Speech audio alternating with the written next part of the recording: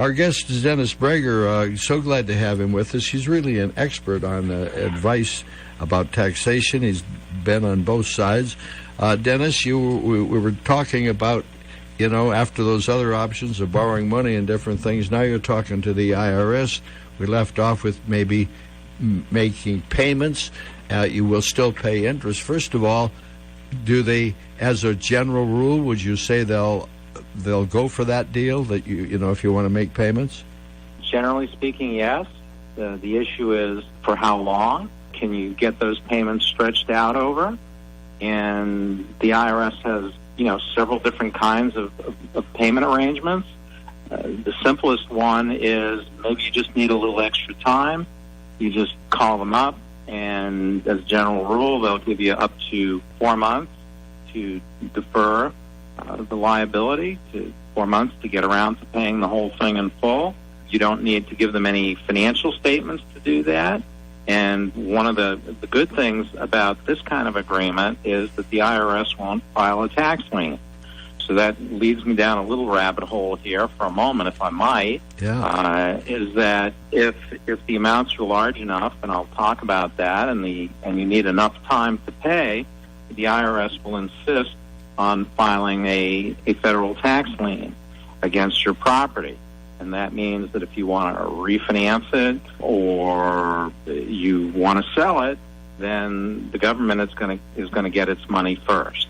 So that's why these short-term agreements are nice, because, again, no tax lien is going to be filed by the IRS. There also, if you owe anywhere up to $50,000, then we have what they call a streamlined agreement. And once again, no liens, no financial statements required, and you can get up to 6 years to pay this in equal monthly installments. So that's a pretty good way of paying it off. Right.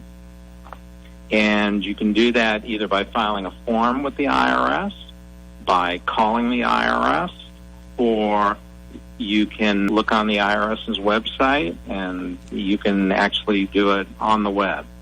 So that's probably a real good option in these times when the IRS is having trouble, literally answering the phone.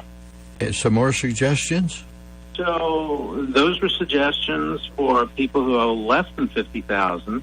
If you owe more than $50,000, then chances are that's when the real negotiation comes in with the IRS, because those agreements the IRS only grants if, once they review your financial situation, they believe that you need a payment plan.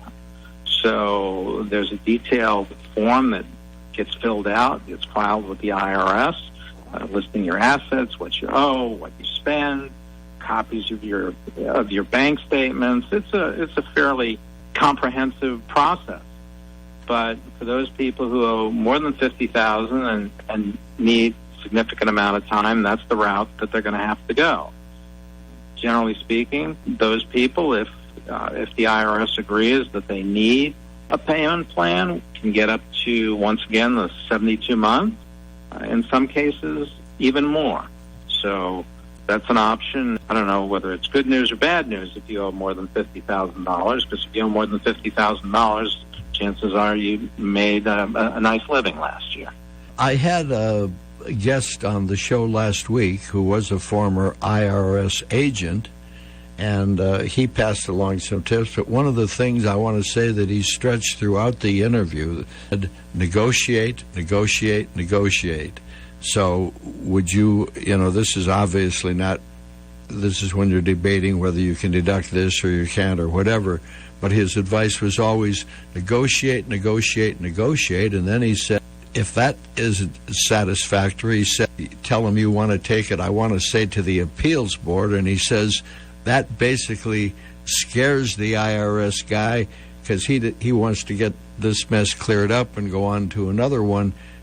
Do you agree with any of those statements that he said? Well, I think it's always a good idea to negotiate, but if you haven't dealt with the system before, you don't necessarily understand what the parameters of the negotiation are going to have to be. There's some things that can't happen and some things that can. But generally speaking, negotiation is a good idea. In terms of payment agreement, it's more difficult to get consideration by what your guest was referring to, the IRS's appeals division. So there's not quite as much room for negotiation. And again, with some of these things, like the people who owe less than $50,000, there's not much to negotiate. You get 6 years just for the asking. How about his statement where he says, when you say, you're going to go to the appeals board, that kind of intimidates the agent a little bit, that he doesn't want to go through that process. Did that make any sense to you, or could they care less? I don't really agree with that statement. I think that most IRS agents are trying to do the best job they can within the lens that they, view the world through. Mm-hmm. And if you want to appeal, in my experience, most, if not all, revenue agents will say, be my guest. Okay. They don't really take it personally. As a practical matter, it gets the case off their desk, and it's one less taxpayer they have to deal with in an extremely busy schedule. So our guest is Dennis Brager. If you've got a tax question, if you haven't paid your taxes, we've got somebody on who has the answers to even complicated questions. And while I'm mentioning that, Dennis, obviously we're here in South Dakota, but if somebody out there listening and doesn't want to call and they've got a complex problem or one that's over $50,000, can you be of any help to them in California, or do they have to deal with someone in our state? No, we have a national and, dare I say, international practice. We have clients as far away as Australia and Hong Kong. So it's a federal tax, and indeed the IRS distributes these cases throughout the country, not necessarily where the taxpayer lives. Okay. So there's no real. So, Dennis, if they wanted to contact you, is there an email or a firm, or can we make it simple? How should they contact you?